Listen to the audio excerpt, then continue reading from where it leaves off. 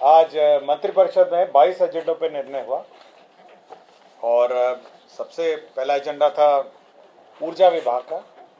ऊर्जा विभाग के अंतर्गत जो south Bihar power distribution company है उसका ये प्रस्ताव था कि कैमूर और रोहतास जिले के 177 बसावट अर्थात 132 गांव में 21,644 घरों में ग्रिड से विद्युतीकरण करने हेतु पुनर्स्थान वितरण क्षेत्र योजना रिवैम्प्ड डिस्ट्रीब्यूशन सेक्टर स्कीम के अंतर्गत 117 करोड़ 80 लाख रुपए की योजना स्वीकृति हेतु प्रस्ताव प्राप्त हुआ।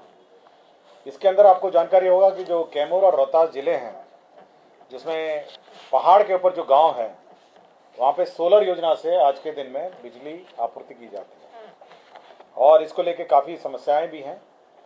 अब यह निर्णय हुआ कि वहाँ पर भी ये जो वायर्ड स्कीम है, जो तार से जो बिजली जाती है, उसके अंतर्गत रोहतास के कैमूर और रोहतास के 177 बसावट 132 गाँव में 21,644 घरों में बिजली की आपूर्ति अब वायर्ड सिस्टम, जो तार वाला सिस्टम है, उसके माध्यम से भी की जाएगी।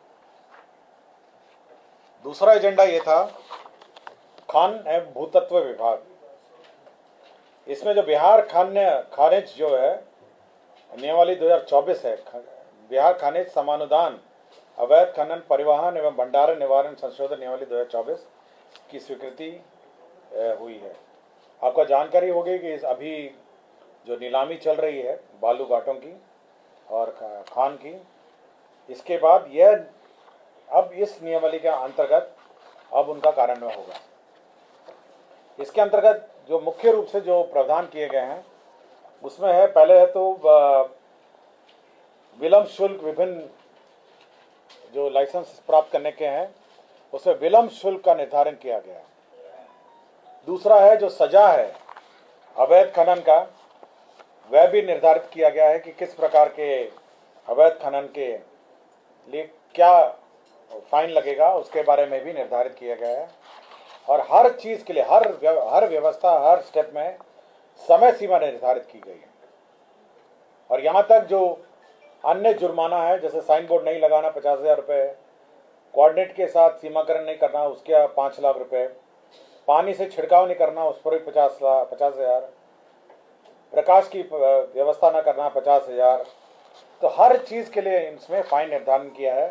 साथ ही साथ बिना ढके हुए लघु खनिज के परिवहन, ट्रैक्टर पे 5,000, अन्य बड़े वाहन में 25,000, गीला बालू का परिवहन में ट्रैक्टर में 5,000, बड़े वाहन में 25,000, बिना विशिष्ट रंग के रंगों के वाहन। आपको जानकारी होगी कि अब जो बालू या जो खनिज ढोएंगे उनका एक विशिष्ट रंग भी होगा, कलर कोडिंग। अगर उस कोडिंग में नहीं होगा तो प्रथम बार उल्लंघन में 1 लाख रुपए है और दूसरी बार अगर किया जाएगा तो उसको अवैध खनन माना जाएगा। तो जीपीएस डिवाइस आपको अधिष्ठापन करना है, अगर नहीं कीजिएगा ट्रैक्टर में तो 20,000, अन्य बड़े वाहन में 1 लाख। तो हर चीज़ के लिए फाइन निर्धारित किया गया है।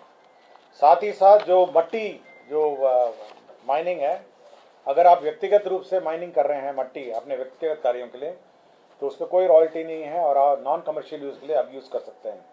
अन्यथा यदि कमर्शियल यूज़ के लिए अगर आप मट्टी का खदान कर रहे हैं तो उसको भी रॉयल्टी के श्रेणी में लाया गया है। और साथ ही साथ जो हमारे कोसी, बाढ़ और अन्य स्थानों पर जो किसानों के खेत में बालू जम जाता है उसको हटाने की भी छूट है। तो हर चीज़ के लिए इस नियमावली में प्रावधान किए गए हैं और अब जो जितने भी अब नए बंदोबस्त होंगे तो सभी इसके माध्यम से किए जाएंगे। फाइन में आपको पूरा डिटेल भेज दूंगा, दे दूंगा सभी का खैरिए मैं पढ़ देता हूँ। अभी बड़ी कॉम्प्लिकेटेड व्यवस्था थी, सीओ से सर्टिफिकेट लेना और ये सब है, तो अब बहुत सरलीकरण कर दिया है कि उसमें आपको नहीं करना है, मतलब नहीं फाइन होगा। अब अगर अपने लिए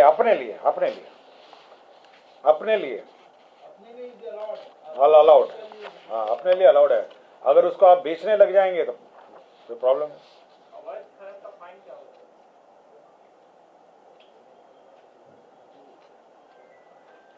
देखिए अगर आपका फाइन लगेगा ट्रैक्टर एवं ट्रॉली पे है 1 लाख का शमन शुल्क, मेटाडोर हाफ ट्रक 407 408 में है 2.5 लाख रुपए।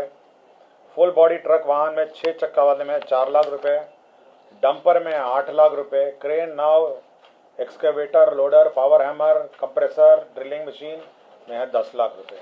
तो हर चीज में फाइन लगा दिया गया इस पर, और फाइन बढ़ा दिया गया है और प्रक्रिया निर्धारित। गृह विभाग का प्रस्ताव था।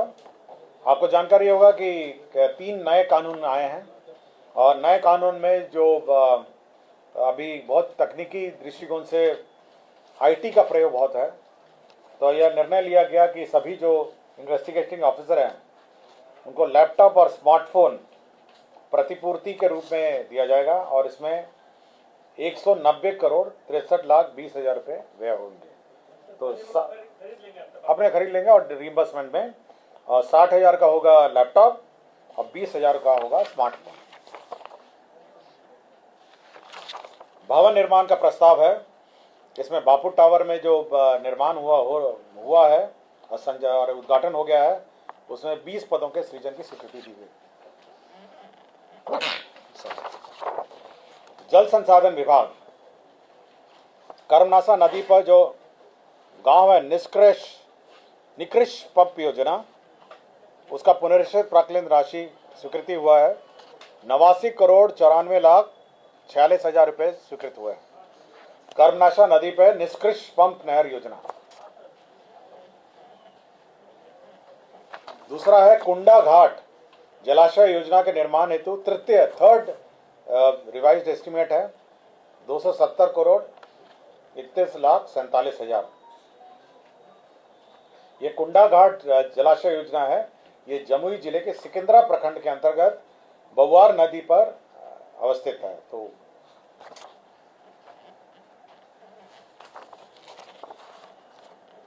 जल संसाधन विभाग का एक बीसीएफ का प्रस्ताव आया है। जल संसाधन के जो भारत सरकार की योजना है, प्रधानमंत्री कृषि सिंचाई योजना, इसमें 49 करोड़ का ये बीसीएफ एडवांस कंटीजेंसी एडवांस आया है प्रस्ताव। जल संसाधन विभाग का एक कोसी मेची अंतर राज्य लिंक परियोजना, जो कोसी मेची लिंक है, उसका फेज 2 के तहत सर्वेक्षण और अन्वेषण कार्यक्रम, इसमें जो डीपीआर तैयार करने का कॉस्ट है 14 करोड़ 16,31,000 रुपये, इसकी प्रशासनिक स्वीकृति। एक डॉक्टर साहब थे, डॉक्टर जनार्दन प्रसाद सुकुमार, तत्कालीन क्षेत्र अपर निदेशक स्वास्थ्य सेवाएं पटना प्रमंडल, इनको डिसमिस किया गया था। माननीय उच्च न्यायालय ने इनको रिस्टोर कर दिया है, और इसलिए इनको सेवा से बर्खास्तगी कर जो दंड है उसको निरस्त कर दिया।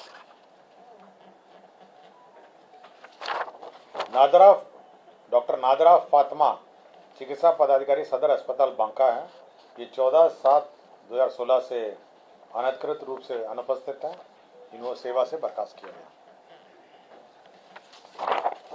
स्वास्थ्य विभाग के अंतर्गत बिहार फार्मासिस्ट संवर्ग के मूल कोटि के पदों पर नियुक्ति एवं उनकी सेवा शर्तों के निर्धारण हेतु बिहार फार्मासिस्ट संवर्ग संशोधन नियमावली 2024 का गठन किया गया।